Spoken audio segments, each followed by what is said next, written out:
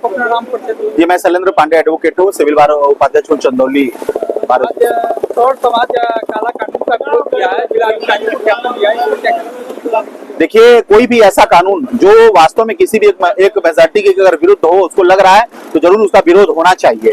ये देश भारत का देश रहा है जहाँ भगवान श्री कृष्ण और सुदामा जो ब्राह्मण गरीब थे और भगवान श्री कृष्ण जो राजा के बेटा थे एक साथ गुरुकुल में पढ़ते थे, और भगवान श्री कृष्ण ने जब तीसरा मुट्ठी का अनाज निकाला तो उनकी पत्नी रुक्मिणी ने उनको रोक लिया कि साहब सब कुछ दे देंगे। ये वो परंपरा वाला देश रहा है, वो संस्कृति वाला देश रहा है जहां पे किसी एक वर्ग को ये लगे कि हम जो है बैड फील कर रहे हैं, हम पढ़ेंगे तो कैसे, और वहां की बेटियों को बेटों को इस तरह की सुरक्षा की भावना लगने लगे। एक कैंपस जो शिक्षा कैंपस होता है, किसी भी विद्यार्थी के अंदर कोई जाति धर्म देख करके ये सब चीजें नहीं होनी चाहिए।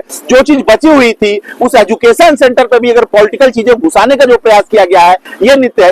इस कानून को वापस लेकर के इसकी समीक्षा करा करके संसद भवन में इसकी बहस करा करके इस कानून को पास करना चाहिए था। और हमको लगता है कि जो लोग एसी में बैठ करके नियम कानून बना रहे हैं उनका वास्तविक जमीनी हकीकत से दूर दूर तक कोई मतलब नहीं है। अगर काला कानून वापस नहीं जाएगा तो गाँव कहाँ जाएगा?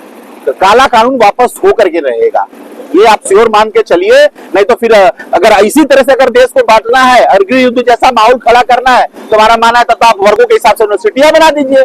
आप जनरल के लिए अलग यूनिवर्सिटी बना दीजिए, ओबीसी के लिए अलग यूनिवर्सिटी बना दीजिए, एससी के लिए अलग यूनिवर्सिटी बना दीजिए। आप एक बात बताइए, जब कोई भी व्यक्ति जब डॉक्टर के यहाँ जाता है इलाज कराने के लिए उसकी जाति देखता है, किसी वकील के यहाँ कोई क्लाइंट आता है तो उसकी जाति देखता है कि उसकी योग्यता देखता है। तो किसी भी जहां जो कैंपस होता है वहां से योग्यता निखरती है, निकलती है, और योग्यता प्राप्त करने वाले व्यक्ति के अंदर डर अगर पैदा हो जाएगा तो मुझे लगता है कि इन सब चीजों का विरोध आवश्यक है।